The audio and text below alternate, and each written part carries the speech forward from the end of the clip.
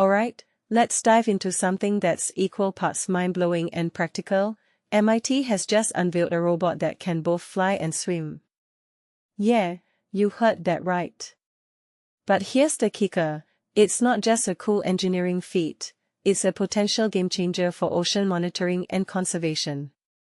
Personally, I think this is one of those innovations that makes you go, why didn't someone think of this sooner? But as always, the devil is in the details, and there's a lot more to unpack here than just a robot that's part bird, part fish. First off, let's talk about the inspiration behind this robot.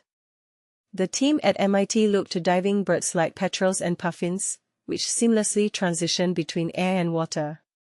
What makes this really interesting is that while nature has had millions of years to perfect this ability, engineers are just now figuring out how to replicate it.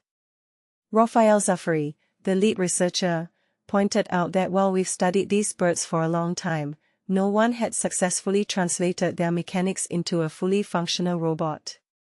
That's a huge leap, and it's not just about copying nature, it's about understanding the underlying principles and adapting them to a completely different medium.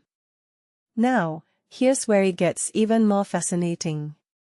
Water is hundreds of times denser than air, which means the robot can't just mimic a bird's wings exactly. Instead, the team designed wings that are more flexible than a bird's, reducing the amplitude of the flaps to minimize drag. What this really suggests is that biomimicry isn't always about direct imitation, it's about understanding the problem nature is solving and finding a new way to solve it in a different context.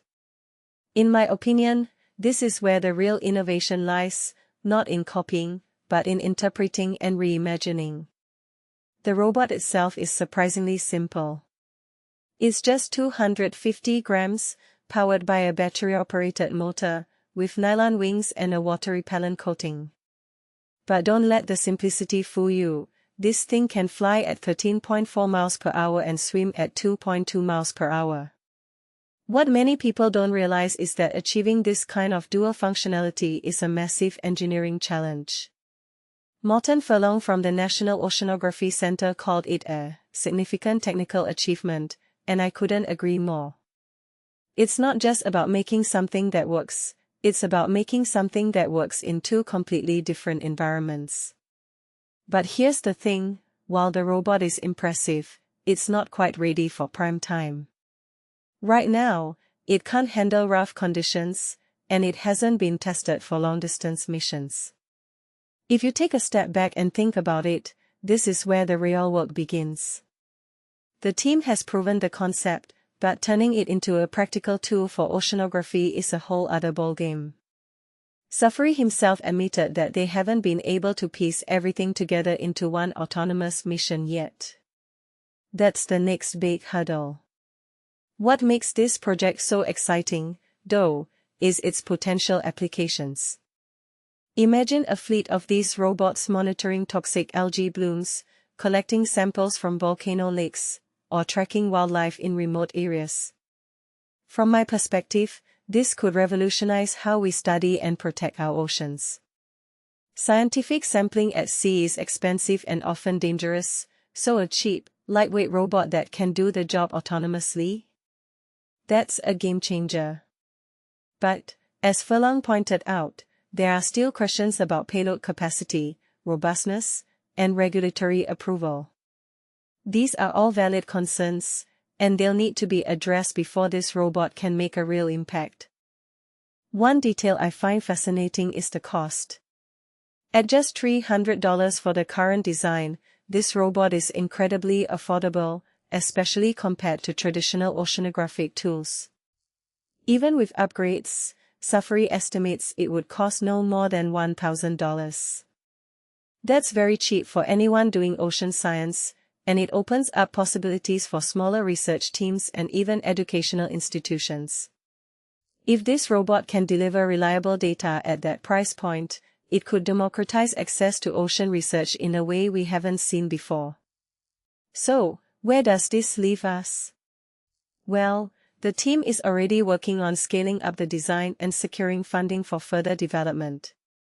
Zufferey's vision of using these robots in dangerous scenarios is ambitious, but is also incredibly compelling. In my opinion, the biggest challenge isn't the engineering, it's proving that this robot can outperform traditional methods in real-world conditions. As Furlong said, ocean scientists are technology agnostic, they just want the best tool for the job. If this robot can demonstrate reliability, cost-effectiveness, and practicality, it's got a real shot at becoming a staple in ocean research. This raises a deeper question, though. How often do we overlook nature's solutions because they seem too complex or too simple? This robot is a perfect example of how studying the natural world can lead to breakthroughs in technology. It's not just about mimicking nature, it's about learning from it and applying those lessons in new and unexpected ways. Personally, I think this is a reminder that some of the best innovations come from looking at old problems with fresh eyes. So, what do you think? Is this the future of ocean monitoring, or just another cool lab experiment? Let me know in the comments below. And if you're as fascinated by this as I am, make sure to hit that like button and subscribe for more deep dives into the world of innovation. Because, honestly, if a robot that flies and swims doesn't get you excited about the future, I don't know